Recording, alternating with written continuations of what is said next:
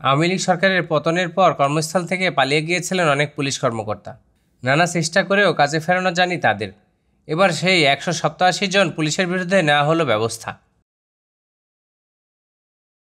কর্মস্থলে না ফেরা পুলিশ সদস্যদের বেতন ভাতা বন্ধের পাশাপাশি বিভাগীয় ব্যবস্থা নেওয়া হচ্ছে। পুলিশের media and PR Enamul Haque সাগর জানিয়েছেন, পুলিশের যেসব সদস্য কর্মস্থলে এখনও যোগ দেননি তাদের পাসপোর্ট বাতিল করা হবে। সেই সঙ্গে স্পেশাল টিম দিয়ে গ্রেপ্তারের মাধ্যমে শাস্তির আওতায় আনা হবে।